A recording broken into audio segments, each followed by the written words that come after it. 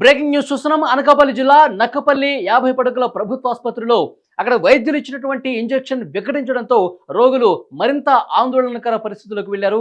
రోగులు మరింత అస్వస్థతకు గురైన పరిస్థితి కనిపిస్తోంది. ముఖ్యంగా మంగళవారం రాత్రి వైద్యురాలు జయలక్ష్మి ఆధ్వర్యంలో నర్సులు ఇంజెక్షన్ ఇస్తే అది పూర్తిగా వికటించి వారి పరిస్థితి మరింత ఆందోళనకర స్థాయికి చేరుకున్న పరిస్థితి. అనకాపల్లి అలాగే ఎస్ రాయవరం మండలాలకు సంబంధించిన గ్రామాల్లో ఉన్నటువంటి కొంతమంది రోగులు, బాలింతలు, చిన్నారులు కూడా ఆ ఆసుపత్రిలో చికిత్స పొందుతూ ఉన్నారు. అయితే అర్ధరాత్రి సమయంలో ఇచ్చినటువంటి ఇంజెక్షన్ వికటించడంతో వారి పరిస్థితి మరింత విషమ స్థాయికి చేరుకున్నటువంటి సిచ్యువేషన్ కనిపించింది. వెంటనే ఈ ఘటనకు సంబంధించి ఉన్నతాధికారులు రియాక్ట్ అయ్యారు. సో కలెక్టర్ కూడా ఆదేశాలు జారీ చేశారు. సమగ్రమైన నివేదిక అందించాలి. ఎందుకు ఇంజెక్షన్ వికటించింది, దీనికి కారణం ఏంటి, పూర్తి స్థాయిలో దర్యాప్తు జరుగుతున్న పరిస్థితి అయితే కనిపిస్తోంది.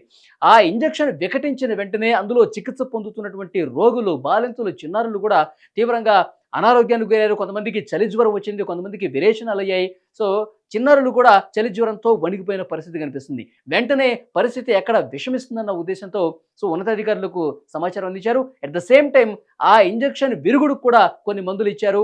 ఎవరైతే విరేచనాలు మరింత ఇబ్బందికర పరిస్థితుల్లో తలెత్తిన రోగులు ఉన్నారో వాళ్ళు మళ్ళీ సాధారణ స్థితికి తీసుకొచ్చేందుకు ఒకవైపు విరుగుడు పొందేందుకు మెడిసిన్ అందిస్తూనే మెరుగైన చికిత్స కోసం వేరే ఆసుపత్రులకు కూడా తరలించిన పరిస్థితి కనిపిస్తుంది. కలెక్టర్ ఎప్పటికప్పుడు సమాచారాన్ని సేకరించారు. వైద్యురాలు జయలక్ష్మి చెప్తున్నారు, ఎప్పట్లాగే రోజు ఏదైతే ఇంజెక్షన్ ఇస్తామో అదే ఇచ్చామో, మరి ఆ ఇంజెక్షన్ ఎందుకు వికటించిందో దర్యాప్తులో తెలుస్తుంది. సో రెగ్యులర్గా ఏ మెథడ్స్ అయితే మేము ఫాలో అవుతామో, ఏ మెడిసిన్ అయితే ఇస్తామో రోగులకి సాధారణంగా అవే ఇచ్చాము, ఇందులో మా తప్పేమీ లేదని చెప్పి జయలక్ష్మి చెప్తున్నారు. సో నర్సులు కూడా యథావిధిగా ప్రతిరోజు రాత్రి డ్యూటీల్లో మేము ఏ విధంగా వ్యవహరిస్తామో అదే విధంగా ఇక్కడ మెడిసిన్స్ ఇచ్చాము. మరి ఎందుకు వికటించింది, రోగులకు ఇంత ప్రమాదకర పరిస్థితుల్లో విరేచనాలు, వాంతులు అయ్యే ఎందుకు వికటించిందో సో దర్యాప్తులోనే తెలుస్తుంది అని చెప్పి వాళ్ళు కూడా చెప్పిన పరిస్థితి కనిపిస్తుంది. ముఖ్యంగా కలెక్టర్ కావచ్చు, కలెక్టర్కి నేరుగా హోంమంత్రి అనిత కలెక్టర్కు ఫోన్ చేశారు. 50 పడకల ప్రభుత్వాసుపత్రిలో నక్కపల్లిలో ఇంజెక్షన్ ఎందుకు వికటించిందో పూర్తి స్థాయిలో సో దర్యాప్తు చేసి ఆ వివరాలు అందించాలని ఆదేశాలు కూడా జారీ చేశారు. ప్రస్తుతం అందరి పరిస్థితి నిలకడగా ఉన్నట్టు మనకి సమాచారం వస్తుంది. సింహాద్రి అనే ఒక వ్యక్తికి సంబంధించి కొంత విషమంగా ఉన్నట్లుగా మనకి సమాచారం వస్తుంది. సో అంత సాధారణ స్థితికి చేరుకోవడంతో ఆ రోగులకు సంబంధించిన బంధువుల్లో ఆందోళన కొంత తగ్గిందని చెప్పాలి. ఈ ఘటన జరగడంతో ఆసుపత్రి పరిసర ప్రాంతాల్లో కొంత ఆందోళనకర పరిస్థితులు తలెత్తాయి. ఎప్పుడైతే రోగులు ఆ విరేచనాలు, తర్వాత వాంతులు, ఇట్లా చలి జ్వరంతో ఇంజెక్షన్ వికటించిన సమాచారం వచ్చిందో అక్కడ కొంత ఆందోళనకర పరిస్థితి తలెత్తింది. రోగులకు సంబంధించిన సహాయకులు అక్కడ ఆందోళన చేశారు. సో వైద్యులు పూర్తిగా నిర్లక్ష్యంగా వ్యవహరిస్తున్నారంటూ వాళ్ళు రోగులు, బంధువులు తీవ్రంగా ఆందోళన చేస్తూ ఆసుపత్రి దగ్గర ధర్నా చేసిన పరిస్థితి కనిపిస్తుంది. ఈ ఘటనకు సంబంధించి వైద్యానికి సంబంధించిన ఉన్నతాధికారులు ఎప్పటికప్పుడు సమగ్రమైన సమాచారం తెప్పించుకుంటున్నారు, దర్యాప్తు చేస్తున్నారు. ఆ ఇచ్చినటువంటి ఇంజెక్షన్కు సంబంధించి కూడా వివరాలు తీసుకొని ఇది సరైందా లేకపోతే ఎక్స్పైర్ అయింది ఏమన్నా ఇచ్చారా, సో దర్యాప్తు అయితే కూలంకషంగా జరుగుతుంది. ఒకవేళ ఎవరి తప్పిదం ఉన్నా ఉంటే కనుక కఠినంగా వ్యవహరిస్తామని ఉన్నతాధికారులు చెప్తున్నారు. రాత్రి 12 గంటల సమయంలో నాకు ఇన్ఫర్మేషన్ వచ్చింది. నక్కపల్లి సిహెచ్సిలోని ఇంజెక్షన్ ఏదో వికటించి చాలా మంది పిల్లలకి రియాక్షన్స్ వచ్చాయి అనేసి తెలిసింది. మేము పీడియాట్రిక్ వార్డెన్స్ రెడీగా ఉంచుకున్నాము. కానీ వచ్చిన కేసులో 10 నిమిషాలు దాకా మీరు వచ్చేసాము. 23 కేసులు వచ్చేటోటి గాను. అందులో పిల్లలు 9 ఉన్నారు, మిగతా వాళ్ళందరూ అడల్ట్సే. అందరికీ జ్వరము, వణుకు రావడం, రైగస్ రావడం జరిగింది. దానికి సంబంధించి ట్రీట్మెంట్ అంతా ఇచ్చాము. అందరూ మార్నింగ్ కల్లా రికవర్ అయిపోయి బాగా అయిపోయారు. కేసు మాత్రం సింహాద్రి పేషెంట్ మాత్రం కొంచెం క్రిటికల్ అయ్యారు కేసు.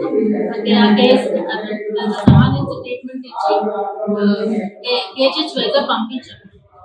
ఇప్పుడు ఫోన్ చేసి కనుక్కున్నా ఆ పేషెంట్ కూడా నార్మల్గానే ఉన్నారు. అందరూ కూడా అవుట్ ఆఫ్ డేంజర్ అయ్యారు. అందరూ నార్మల్గా ఉన్నారు. మేడం అందరికి ఒకటే ఇంజెక్షన్ ఇచ్చారేంటి మేడం, ఎందువల్ల అంటారు? అంటే అది యాంటీబయాటిక్ ఫీవర్ అని ఇచ్చింటారు. రోజా పేషెంట్ లో రాసింది సిస్టర్స్ ఇచ్చింటారు. అంటే ఈ 23 మందికి ఒకటే ఇంజెక్షన్ అండి? ఇంజెక్షన్ కాదు, అంటే పేరున్న వాట్ ఇస్ వెరీ అక్కడ ఏమైందో తెలియదు. అంటే మెడిసిన్ లో ఏమైనా ప్రాబ్లం ఉంది మేడం? దానివల్ల వచ్చింటారు రియాక్షన్. ఎక్స్పైరీ డేట్ కూడా ఉంది, 26 వరకు ఉంది. నేను తీసుకొచ్చినట్టే మిగతా పిల్లలను కూడా అందరూ తీసుకురావడం జరిగింది. తీసుకురావడం మా అబ్బాయిని ఎలా తీసుకొచ్చిన 5 నిమిషాల్లో మా అబ్బాయి కూడా పల్స్ పడిపోయి అలాగే వణుకు కూడా స్టార్ట్ అయిపోయింది. అప్పుడు 1 ఫోన్ చేసి అన్నకాయపల్లి తీసుకురావడం జరిగింది.